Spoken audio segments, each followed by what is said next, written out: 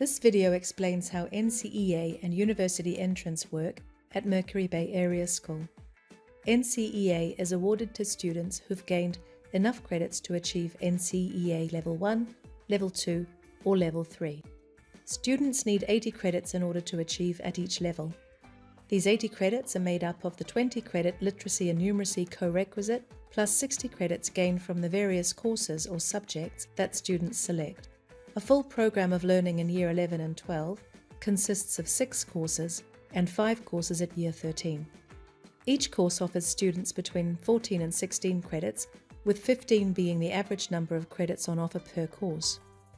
This gives Year 11 and 12 students the potential to gain 90 credits through their courses, plus the 20 credits from the Literacy and Numeracy co-requisite, a total of around 110 credits from which to achieve the 80 that they need.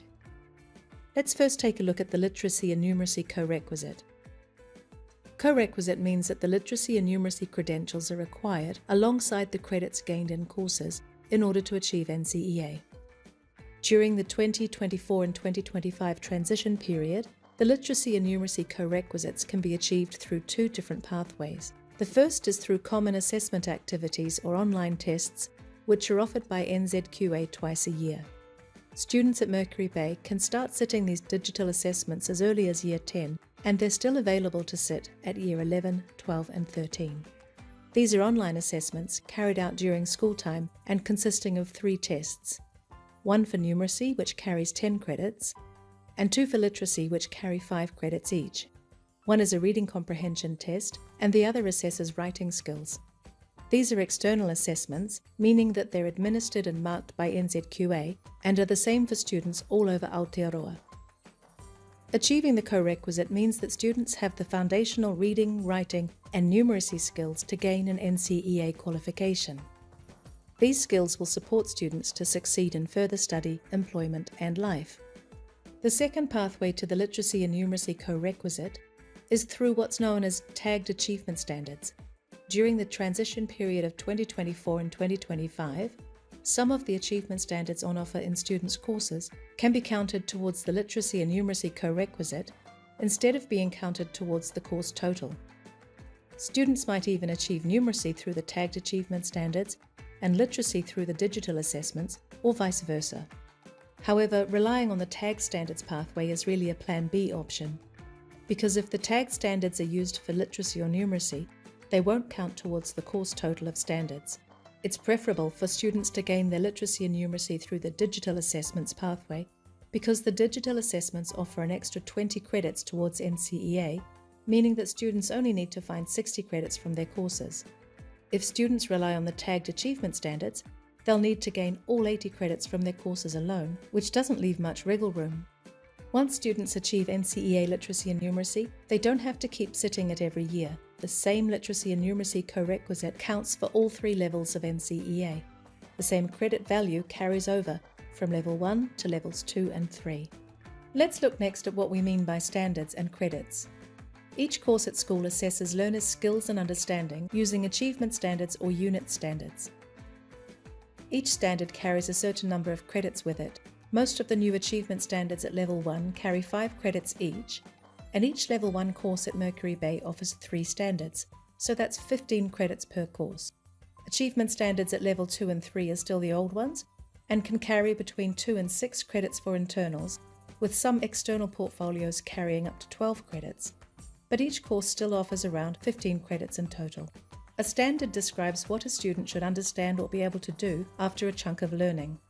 There are achievement standards which come from the New Zealand curriculum, and unit standards which usually come from vocational or life skills qualifications.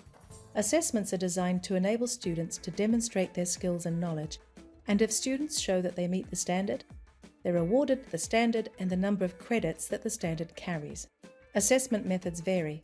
A student may be required to demonstrate a practical skill for their assessment, to produce a piece of writing such as a report or essay, to give a presentation or performance, or to sit a test.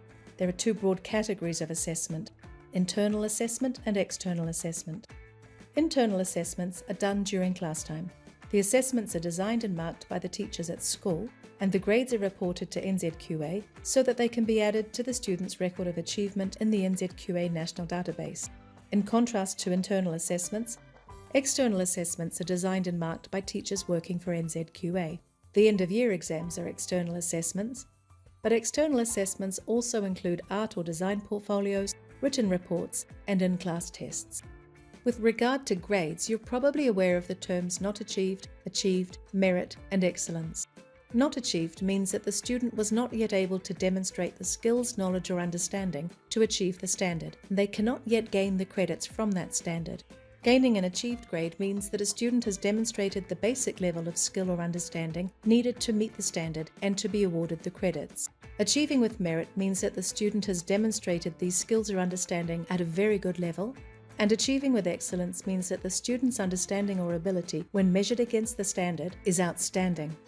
For anyone more familiar with older qualification systems, achieving with excellence might equate to passing with an A, merit to a B, and achieved to passing with a C. These are all passes, and the grade levels provide more insight into the quality of the student's understanding or ability. Unit standards usually carry either an achieved or a not achieved grade, although a few unit standards do offer merit or excellence grades. Endorsement is another term you may have heard. There's course endorsement and certificate endorsement. Courses can be endorsed with achieved, with merit, or with excellence. To have a course endorsed with achieved, the student needs to have gained at least 14 credits in the course. To be endorsed with merit, they must have achieved at least 14 credits at merit or above. And to gain excellence, they need at least 14 credits at excellence level. Also, the credits need to be from a mixture of internally and externally assessed standards and need to be gained in that course in the same year. Another type of endorsement is certificate endorsement. This applies to the whole Level 1, 2 or 3 certificate across all subjects and can be at merit or excellence level. A student who achieves NCEA Level 1 endorsed with merit has gained at least 50 credits at merit level at Level 1 or above across all of their courses. A student who achieves NCEA Level 1 endorsed with excellence has gained at least 50 credits at excellence level at Level 1 or above. The reason we say at Level 1 or above is because standards achieved at higher levels can be counted for the lower levels as well. In this example, a student has achieved 30 credits at Level 1, 20 credits at Level 2, and 4 credits at Level 3. The 4 Level 3 credits can be counted towards the Level 2 certificate, and those credits combined count towards the Level 1 certificate as well. This doesn't mean they disappear into Level 1 and get used up. They also remain to be used towards the higher levels. Finally, let's take a look at University Entrance, or UE. UE is the minimum requirement to go from school to a New Zealand university. Being awarded UE also opens doors to university study in other countries. For students planning to go straight into employment after secondary school, having achieved UE can provide an advantage in a competitive job market. So there's value in gaining UE even if you don't plan on going to university. There are 3 parts to achieving UE. Let's take a look at each part in turn. Firstly, to be awarded UE, students need to have achieved NCEA Level 3. The next requirement is UE Literacy in Reading and Writing. The UE Literacy requirement is a completely separate thing from the NCEA Literacy and Numeracy co-requisite that we looked at earlier. UE Literacy requires students to have gained 10 UE Literacy credits. These comprise 5 credits in achievement standards that are tagged for reading and 5 credits in standards that are tagged for UE writing. These UE reading and writing tagged standards are on offer in Level 2 and Level 3 courses, so many students achieve their UE literacy by the end of Year 12. There's no separate numeracy requirement for UE. Students who have achieved Level 3 have already achieved numeracy. Finally, on top of NCEA Level 3, students need to have achieved at least 14 credits in each of at least 3 University Entrance approved subjects.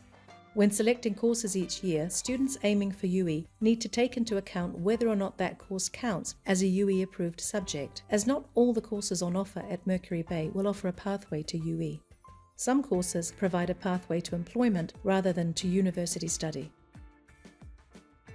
When selecting courses, it's really important that students are aware of which courses do and don't offer UE Literacy Reading and Writing credits. Also, some courses might offer UE Literacy Writing, but not reading.